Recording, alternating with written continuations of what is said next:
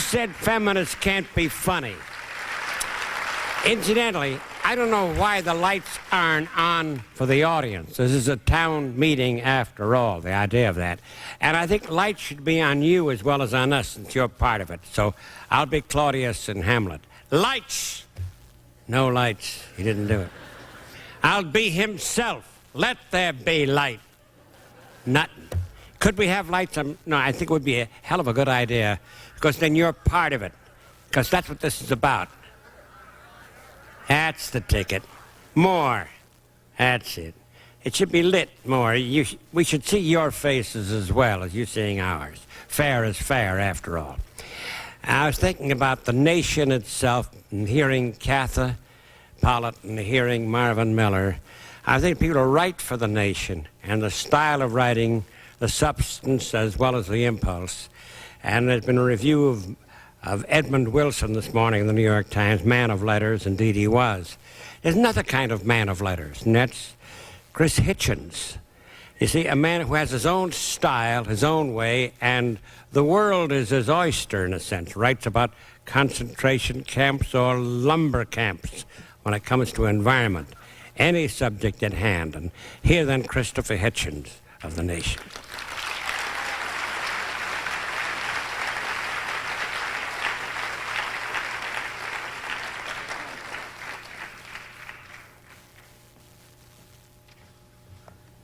Ladies and gentlemen, brothers and sisters, comrades and friends, welcome to International Workers' Day, as we should not forget.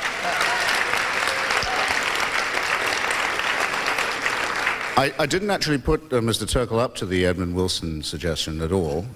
All that passed between us on the stage earlier was on quite another topic, but I'm glad he did make that comparison, because it releases me from the promise that I had made earlier, which was that I would be both short and funny.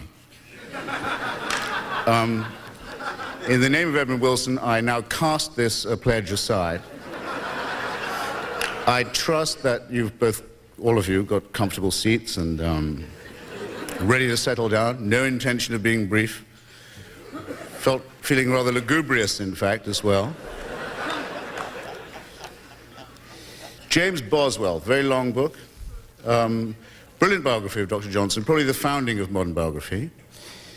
James Boswell, as well as being a very good biographer and remembered for that great portrait of old Sam, that terrible old Tory blowhard Johnson, not the first out of that name, was, in addition to that, a tremendous journalist and very curious man and observer. He would go to things. He would always show up. He showed up at the bedside of the philosopher David Hume, as a lot of people did, because they were sure that Hume would abandon his flinty integrity as the death watch impended. They were sure he would beg for a priest, he would ask for forgiveness.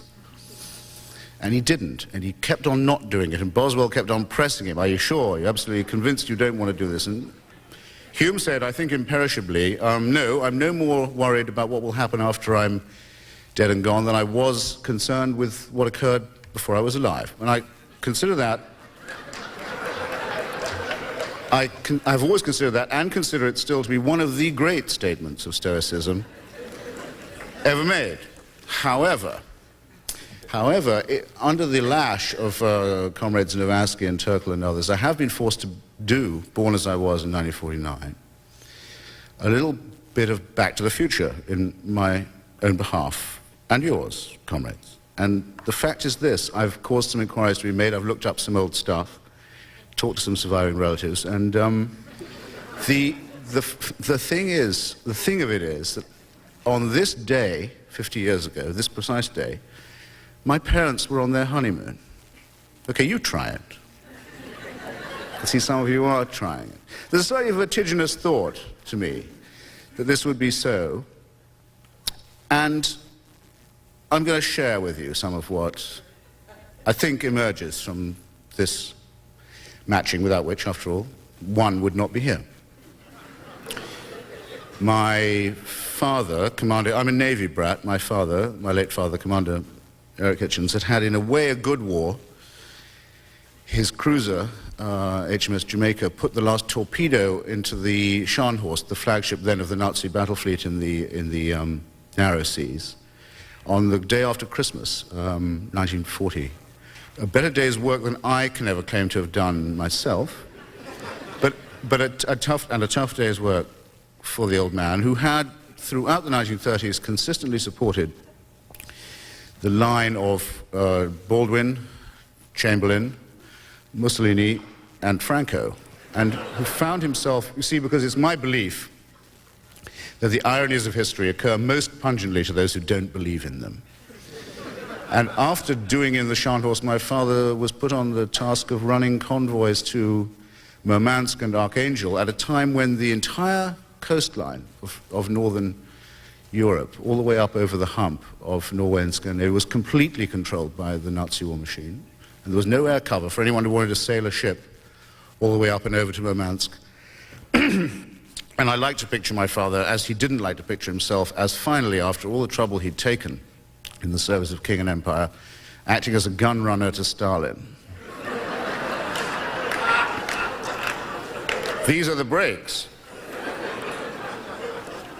For him, May 1st, 1945 was a kind of mixed blessing sort of a day, but it was a day off work, and I think a very much needed one. For my mother, representing the side of the family that had emigrated a little earlier from that bit on the German-Polish-Ukrainian border, which had been, they didn't know, they knew that they weren't hearing anything from the relatives anymore.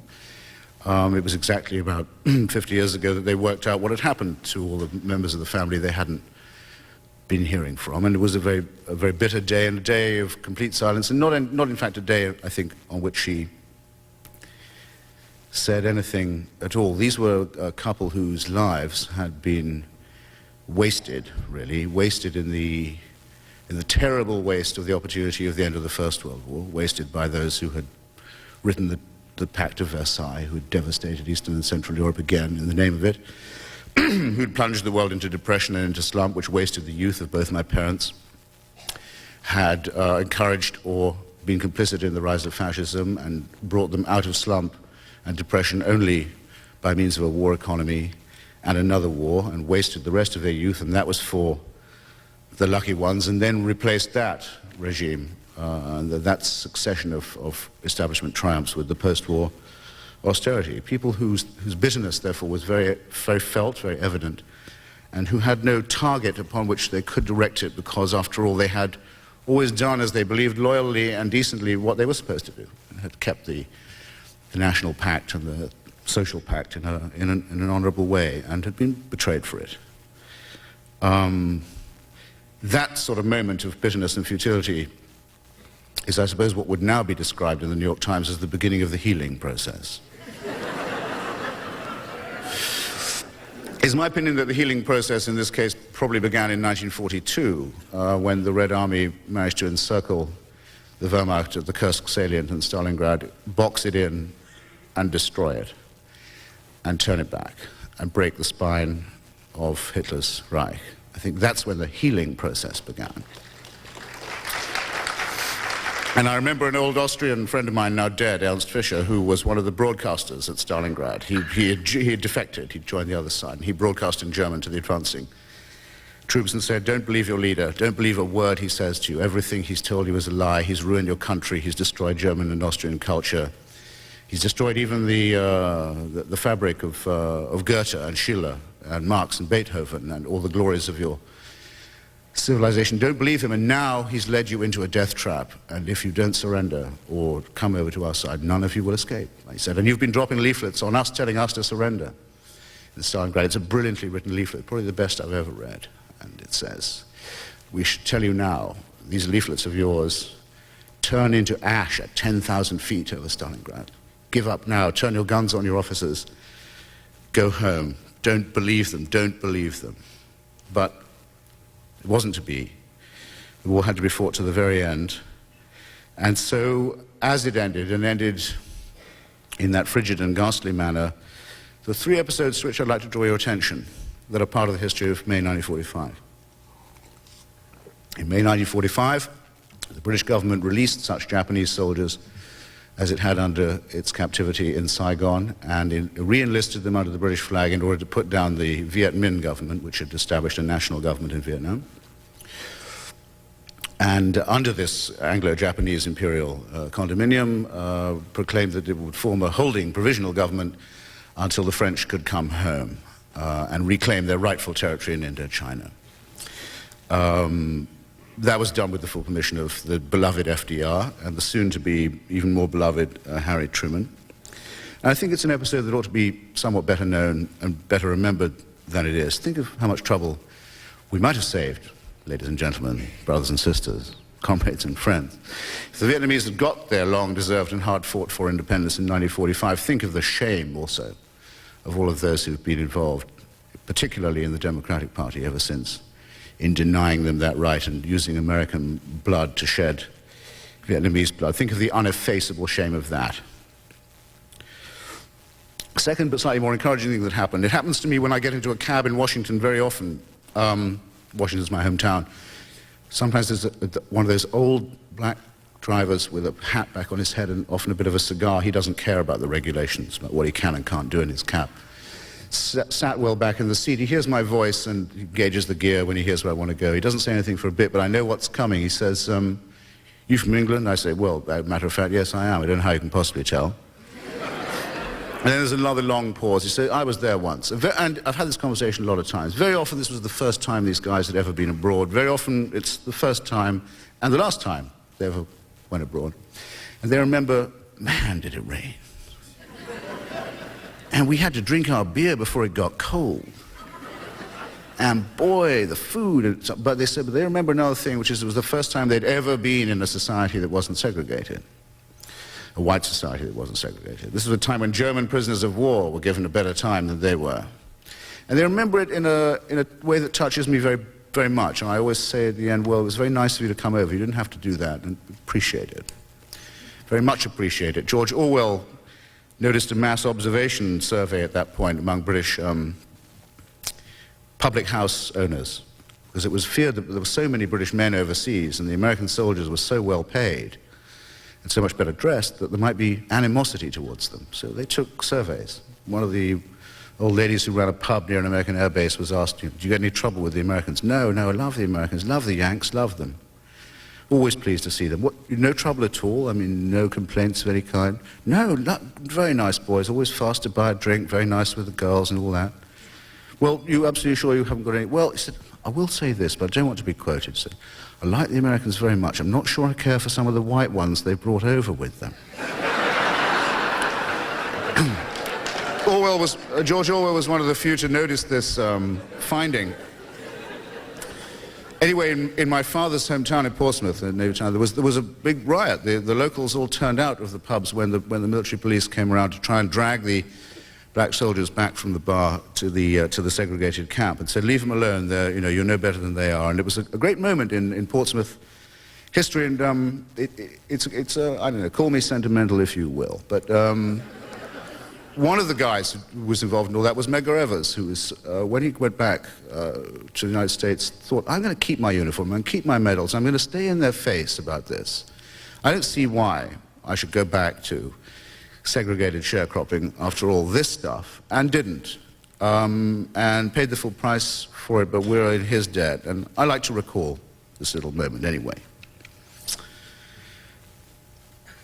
And then another thing happened, which is that Hitler's chief of intelligence, Reinhard Gehlen, the man who had run the entire Nazi intelligence system throughout occupied Europe for 5 years, was hired by the CIA to run American intelligence from then on. I don't know what you think, but what I think is that when Reinhard Gehlen was hired as head of American intelligence from straight out of Berlin, and straight out of the occupation of Belarus and Ukraine and Latvia, I think something very bad entered the American system that no one's really ever been able to face up to or ask about since. It's something really bad that we still haven't combed out or even confronted. And Catherine mentioned the great moment of Ich bin ein Bitburger, spoken in what Gore Vidal called the bright autumn of his senescence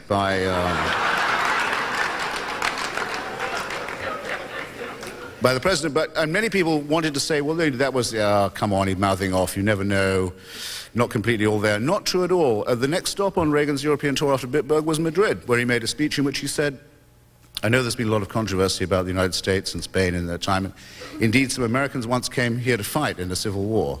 He said, but the thing is, said Reagan, they were on the wrong side. In other words, a conscious choice, a conscious and deliberate remark, showing that the sympathy for fascism, not accidental, not anecdotal, not a slip of the tongue, but something bred in the bone. And I think also worth recalling. Now, those three instances I gave, and believe me, I could go on, and don't be sure that I won't, are not the only three of Trinity or Trio, but I think they may be, I'm going to select them anyway, if only out of consideration for you all, as the critical, the crucial three, because they invite the question that is, in fact, inseparable from meetings like this and deliberations of this sort, which is, which side are you on anyway? We have the civil and human rights side represented by what was expressed by the population of Britain despite its leadership in the resistance to Nazism, and the way that they embraced people like Medgar Evers as guests when they had really, you know, one meal a day. I like to remember that. The origins of the Vietnam War, in other words, the inheritance, the deliberate inheritance by the United States of British and French colonialism, the desire by Roosevelt, this ridiculous hero who's praised uphill and down dale by sentimental Democrats every time you open a paper or turn a page these days, this old crook and criminal who wanted and devoted his life to the inheritance of degraded European imperialism by the United States and made it his objective and got it in Saigon in 1945, and simultaneously the inheritance of fascism, the ghost in the machine, taking on that inheritance, inviting these unwanted guests, no part of any New Deal, into the homeland. That's what you have to remember and choose between and choose among, because the curtain was raised on all this a lot earlier than anyone thought or was told. Now, also in 1945, in fact, this month, a great friend of mine was released at the age of 13 from Bergen-Belsen concentration camp. His name is Israel Shahak. He's professor of chemistry at the Hebrew University in Jerusalem now. A great man, arguably a very great man. I'm glad to see he has some sympathizers here. Founder of the Israeli League for Human and Civil Rights, though he wouldn't care, by the way, if nobody had heard about him or cared for him. Founder of the Israeli League for Human and Civil Rights, unbelievably courageous and decent person. I sometimes call him up and say, how are things going in your neck of the woods, Israel? And he says, well, I can tell you there are some encouraging signs of polarization.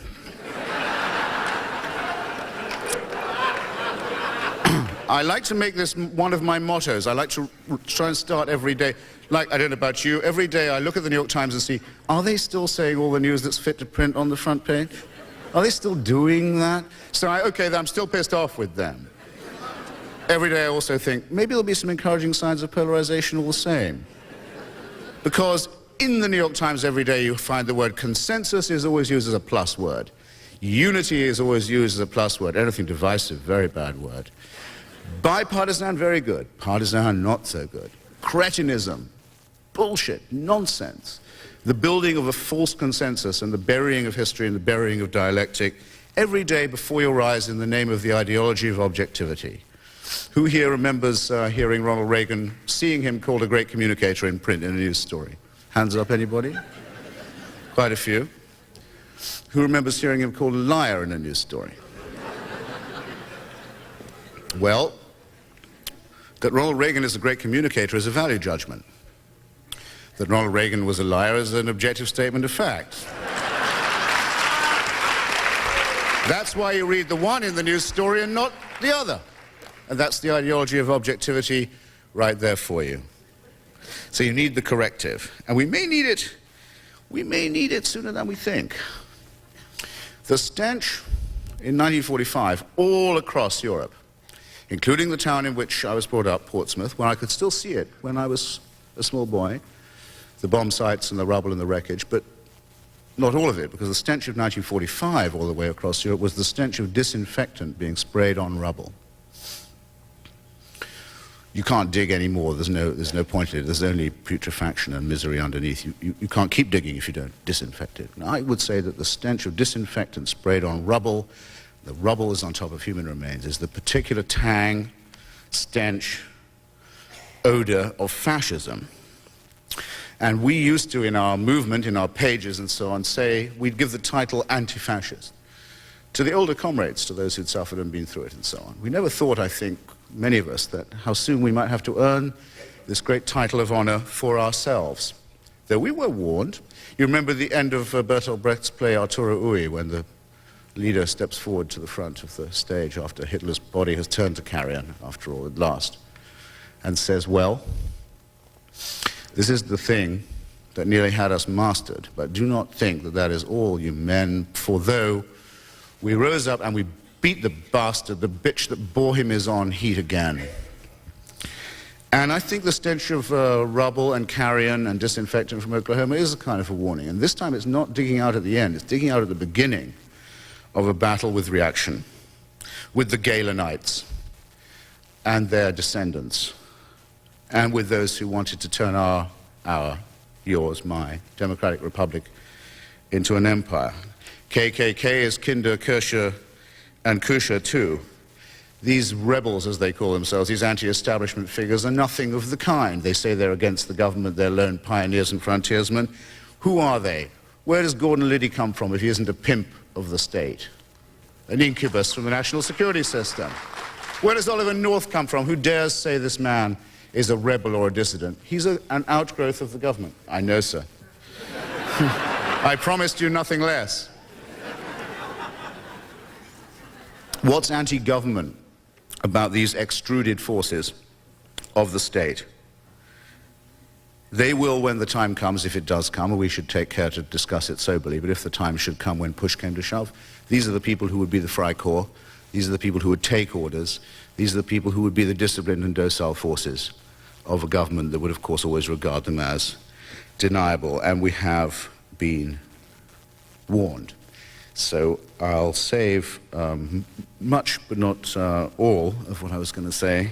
Say, let's be prepared not to be hysterical about this. Let's be artistic. Let's be ironic. After all, when Picasso was visited in his studio in occupied Paris by a Gestapo officer who was told to make nice with him, and there was a canvas of a sketch of Guernica on the wall, the Gestapo critic rocked on his heels in front of it and said, "That's very good.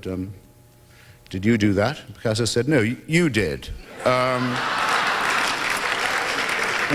We don't have to be crude. We don't have to be crude. We don't have to be rough, but we ought to be ready to earn the title of anti-fascist for ourselves, and we ought not to be scared of the fighting words, the alleged fighting words of others, of the scum of the earth, of the fat fucks like Rush Limbaugh, and the pimps and pensioners of the state, like Oliver North and Gordon Liddy. We should rather be getting ready with some fighting words and some fighting gestures of our own. Thank you.